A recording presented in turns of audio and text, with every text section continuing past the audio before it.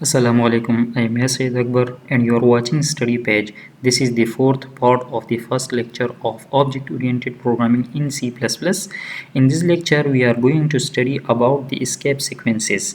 First of all, let's define the escape sequence. What means by escape sequence? So, an escape sequence is a combination of characters that has a meaning other than literal characters contained therein. क्या मतलब? For example हमें किसी programme के अंदर लिखता हूँ सी out और यहाँ पर जो भी लिखता हो तो इसका मतलब ये होता है कि ये मुझे स्क्रीन के ऊपर बिल्कुल इसी तरह प्रिंट कर दे। लेकिन इस किस्म के करैक्टर्स है जो कि जब हम उनको यहाँ पर लिखेंगे तो स्क्रीन पर उसी तरह दिखाई नहीं देगा, लेकिन उसका एक अलग पर्पस होगा। फॉर एग्ज़ाम्पल अगर मैं लिख दूँ सी आउट और यहाँ पर कुछ स्ट्रिंग लिख दूँ और उसके दरमियान लिख दूँ बैकस्लैश और एन और फिर कुछ और लिख दूँ, तो इसका मतलब ये कि मुझे स्क्रीन के ऊपर बैकस्लैश एन दिखाई नहीं देगा, लेकिन ये यहाँ पर मेरी आउटपुट को ब्रेक करेगा इन अ न्यू लाइन। तो इसी तरह एस्केप सीक्वेंसेस हमारे पास बैकस्लैश और उसके साथ एक और कैरेक्टर कंबाइन करके इससे बनते हैं और इसका अपना पर्पस होता है। सो इन C++, escape sequence is composed of a backslash and an escape character। ठीक है। The escape sequences are use in strings. String में हम इसको यूज़ करते हैं। For example to produce a beep sound. अगर आप चाहते हैं कि आपके प्रोग्राम रनिंग के टाइम पर आपका प्रोग्राम जो है वो एक बीप साउंड प्रोड्यूस कर दे, तो आपने इस तरह लिखना होगा सी आउट डबल कोट्स के अंदर बैकस्लैश ए। तो ये आपको आउटपुट नहीं देगा, इस तरह स्क्रीन के ऊपर आउटपुट नहीं देगा, लेकिन एक बीप साउंड प्रोड्यूस करेगा जिसको आप खुद सुनेंगे। आपके कंप्यूटर का स्पीकर जो है वो बीप साउंड प्रोड्यूस करेगा। और इसी तरह अगर हम लिखते हैं सी आउट और बैकस्लैश एन, तो एक न्यू लाइन जो है हमारे पास आउटपुट में आ जाएगा। इसी तरह हमारे पास मुख्तलिफ सीक्वेंस एस्केप सीक्वेंसेस है। तो वन बाय वन इसको देख लेते हैं। सारी कवर नहीं कर सकते, इसमें से कुछ कवर करेंगे और बाकी जो है आप खुद स्टडी कर सकते हैं। ठीक है। सो बैकस्लैश एन, ये हमारे पास क्या है? New line. Position the screen cursor to the beginning of the next line. आपका आउटपुट जो स्क्रीन के ऊपर प्रिंट हो रहा है, आप चाह रहे हैं कि किसी खास पॉइंट पर आपका लाइन ब्रेक हो और बाकी आउटपुट नेक्स्ट लाइन से स्टार्ट हो, तो वहाँ पर आप बैकस्लैश एन लिखते हैं, बस आपका आउटपुट ऑटोमेटिकली नेक्स्ट लाइन से स्टार्ट होगा। Backslash T, this is for tab, horizontal tab. आप चाहते हैं कि आपके आउटपुट में एक टैब स्पेसिस इंसर्ट हो। ठीक है, तो आप उसमें बैकस्लैश टी लिखते हैं, ऑटोमेटिकली जो है उसमें टैब्स इंसर्ट हो जाएंगे। Okay, backslash R, carriage return. Position the screen cursor to the beginning of the current line and do not advance the next line. अगर आप चाहते हैं कि आपका कर्सर जो है वो करंट लाइन के बिल्कुल बिगिनिंग पोजीशन पर आ जाए, तो आपने बैकस्लैश R लिखना होगा। ठीक है। इसी तरह backslash A, produce alert R produce the bell sound. ठीक है, ये जो अक्सर हमारे पास कंप्यूटर जब ऑन होता है तो इस तरह एक बीप साउंड प्रोड्यूस होता है। तो उसी तरह का बीप साउंड अगर आप अपनी C++ प्रोग्राम से प्रोड्यूस करना चाहते हैं, so you should write the escape sequence backslash A. And अगर आपने डबल स्लैशेस प्रिंट करना हो आउटपुट में, ठीक है, तो इसी तरह आप एक स्लैश लिखते हैं फिर दूसरा बैक स्लैश लिखते हैं फिर दूसरा बैक स्लैश लिखते हैं।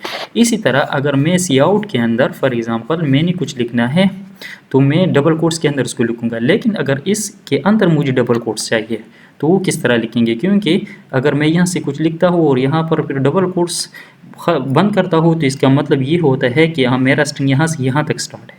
लेकिन अगर असल में इस तरह नहीं है, मैं चाह रहा हूँ कि मेरी आउटपुट में भी डबल कोट्स नज़र आए, तो मैंने यहाँ पर इस तरह बैकस्लैश इसके साथ लिखना है। ठीक है।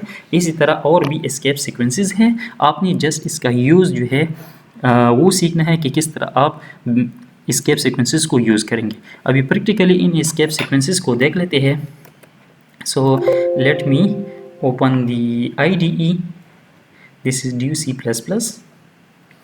और इसमें इन एस्केप सीक्वेंसेस को हम देखेंगे। सो सबसे पहले बेसिक प्रोग्राम लिखते हैं, hash include iostream using namespace std int main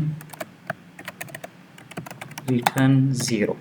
अभी मैं चाहता हूँ सबसे पहले सी आउट, फॉर एग्जांपल मैं लिखता हूँ this is object oriented programming in C++।